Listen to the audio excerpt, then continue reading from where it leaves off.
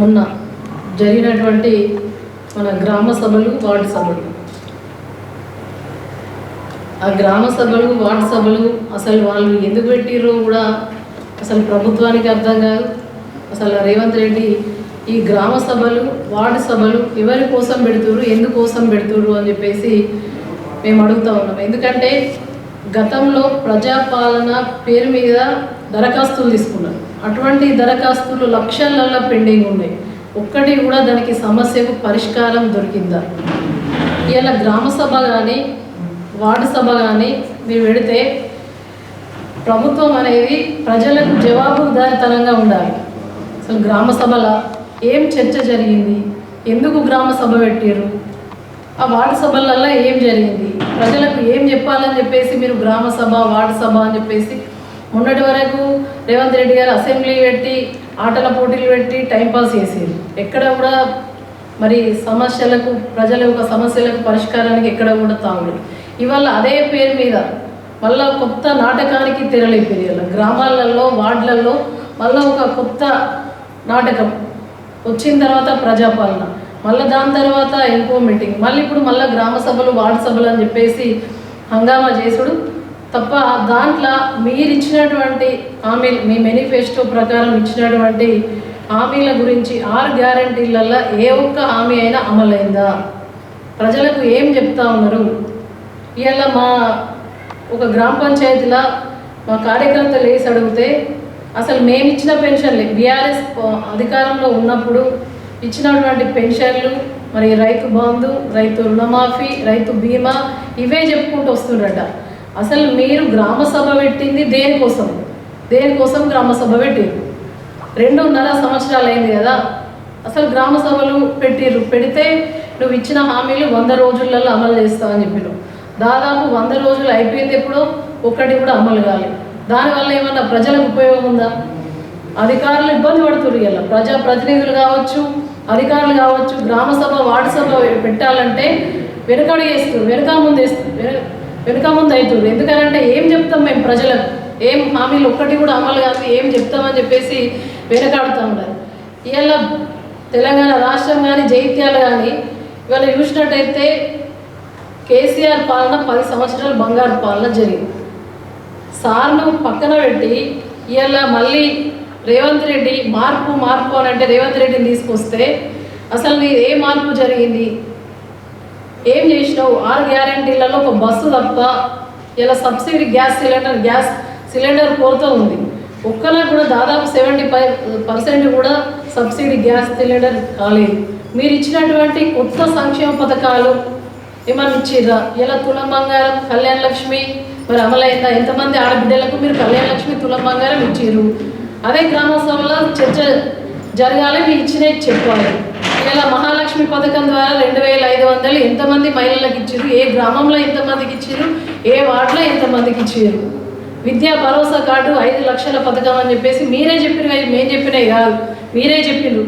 ఎంతమంది విద్యార్థులకు జైత్యాల నియోజకవర్గంలో విద్యా భరోసా కింద ఇచ్చిందనేది మరి ప్రభుత్వం చెప్తుందా? ప్రజాప్రతినిధులు ఇక్కడ ఉన్నటువంటి ఎమ్మెల్యే అయితే మా వాళ్ళందరూ కూడా బరోబరు ఉన్నారు. జైత్యాల నియోజకవర్గంలో ప్రజలందరూ కేసీఆర్ కావాలని కోరుకున్నారు. మళ్ళీ ఎమ్మెల్యే మాత్రమే రేవంత్ రెడ్డి కావాలని పోయింది. మరి ఆయన పోయినందుకన్నా ఈ గ్రామ సభలల్లో మరి ఏమన్నా ఒరిగింది ఏమన్నా ఉన్నదా? ఎక్కడ కూడా ఏం లేదు. ప్రభుత్వం ప్రజలకు జవాబుదారితనంగా ఉన్నప్పుడు గ్రామ సభలు పెట్టుకోవాలి. ఏదైనా అర్జీలు పెట్టుకుంటే వాళ్ళకు సమస్యకు పరిష్కారం దొరుకుతుందని చెప్పేసి ప్రజలు గ్రామ సభకు వస్తారు. ఇలా గ్రామ సభలన్నీ కూడా గందరగోళంగా మారిపోయినాయి, వార్డు సభలన్నీ కూడా గందరగోళంగా మారిపోయినాయి. అసలు తలెత్తుకోలేకపోతున్నారు. మా దేవేంద్ర అన్న దాదాపు ఆలోచిస్తున్నాడు తప్ప మరి రాజకీయం చేస్తున్నాడు తప్ప ఇలా మరి మన గ్రామాలలో అభివృద్ధి జరగాలి, అభివృద్ధి సంక్షేమం గురించి ఎజెండానే ప్రధానంగా గ్రామ సభలు వార్డు సభలు పెడతారు కదా. అసలు మీరు దేనికోసం పెట్టిర్రు? టైంపాస్ కోసం పెట్టిర్రా? ప్రజలను ఏమనుకుంటున్నారు? ప్రజలు చాలా విఘ్నులు, అన్నీ కూడా ఆలోచిస్తూ ఉన్నారు. మీరు మూర్ఖత్వపు ఆలోచనలతోటి ప్రజల యొక్క దృష్టిని మరల్చాలి, ఈ డైవర్షన్ అటెన్షన్ పాలిటిక్స్ చేయాలి. ఎందుకంటే ఏ పథకం కూడా అమలు చేస్తలేం కదా. ఒక్కసారి టెంట్ వేసి గ్రామ సభ పెట్టేస్తే మరి ప్రజల యొక్క దృష్టి ఏమో తీసుకొస్తారేమో, ఇలా అర్జీ పెడితే మళ్ళీ దీన్ని కొన్ని రోజులు టైం పాస్ కాలయాపన వేసి దీన్ని పొడిగిస్తారు అన్నట్టు. మొన్ననే అయింది అమ్మ గ్రామ సభ, వార్డు సభ మొన్ననే అయింది కదా, చేస్తామని చెప్పేసి ఒక కాలయాపన, ఒక డైవర్షన్ పాలిటిక్స్కు తెరదీస్తున్నారు తప్ప ప్రజలకు ఏం చేసింది లేదు. ఒక ముఖ్యమంత్రి కానీ, ఒక ఎమ్మెల్యే కానీ, ఒక సర్పంచ్ కానీ గెలిచిండు అని అంటే ప్రజలు ఆశలు పెట్టుకుంటారు, ఏమో చేస్తారని చెప్పేసి. అటువంటి ఆశలు పెట్టుకున్నదాన్ని ఇవాళ తెలంగాణలో నీరు గార్చే విధంగా ఉన్నది. మరి ఎవరు గెలిచినా కూడా నిర్మాణాత్మకంగా ఉండాలి, పాలన అనేది పారదర్శకంగా ఉండాలి, ఆదర్శంగా ఉండాలి. కానీ ఇలా ఈ దిగ్మాలన ముఖ్యమంత్రి రేవంత్ రెడ్డి నిజంగా కూడా చాలా బాధ అనిపిస్తుంది. మరి ఇంత తెలంగాణ రాష్ట్రాన్ని సాధించిన ముఖ్యమంత్రిగా కేసీఆర్ గారు 10 సంవత్సరాలు పాలించారు.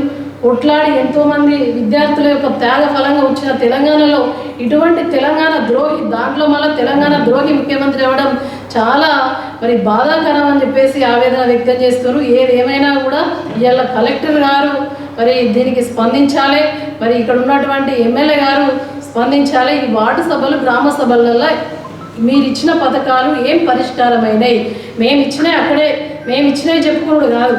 ఈ ప్రభుత్వం డిసెంబర్ 9 నాడు ఏర్పడ్డ తర్వాత నుంచి మీరు ఇచ్చిన 6 గ్యారంటీలు 420 హామీలలో ఏ పథకం ఎంత మేరకు అమలైంది, ఎంతమందికి లబ్ధి చేకూరింది, ఒక గ్రామంలో ఎంతమంది అప్లై చేసుకుంటే ఎంతమందికి వచ్చింది, ఒక వార్డులో ఎంతమంది అప్లై చేసుకుంటే ఎంతమందికి వచ్చింది అనేది సవివరంగా మరి ప్రజల ముందు ఉంచాల్సిన బాధ్యత ఈ ప్రభుత్వానికి కానీ, ఇక్కడ ఉన్నటువంటి ఎమ్మెల్యే గారికి కానీ, మరి అధికారులకు కానీ ఉంటుందని చెప్పేసి తెలియజేస్తా ఉన్నాం. మరి కేసీఆర్ గారి నాయకత్వంలో ప్రజల గొంతుకై మేము నిరంతరం కూడా మీరు గ్రామ సభలు, వార్డు సభలు ఏం చెప్తారో అని చూసినాం. తప్పకుండా గల్లా బట్టి అడిగే రోజులు దగ్గర పడే. మీరు ఒకసారి ఊర్లలో తిరుగురు, ఎవరిని కూడా చక్కగా ఊర్లలో తిరగనియరు. ఇలా రేవంత్ రెడ్డి కేరళ పోతాడు, ఇక్కడ ఉన్న వాళ్ళు అటు పోతారు, ఇటు పోయినా కూడా మరి మీరు వచ్చి 6 గ్యారంటీలు అమలైనాయా అని ఒకసారి ఊరు తిరుగుండ్రి, ఊరు సంబరాలు ఒకసారి తిరిగితే మీకు తెలుస్తుంది ప్రజలలో ఎంత వ్యతిరేకత ఉన్నది.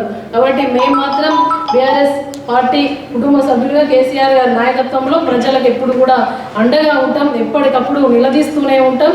మరి మేము ఆనాడు 10 సంవత్సరాల పాటు జవాబుదారీతనంగా ఉన్నాం. ఆ ఉందాతనం ఎందుకు లేకపోయింది అని చెప్పేసి అడుగుతా ఉన్నాం.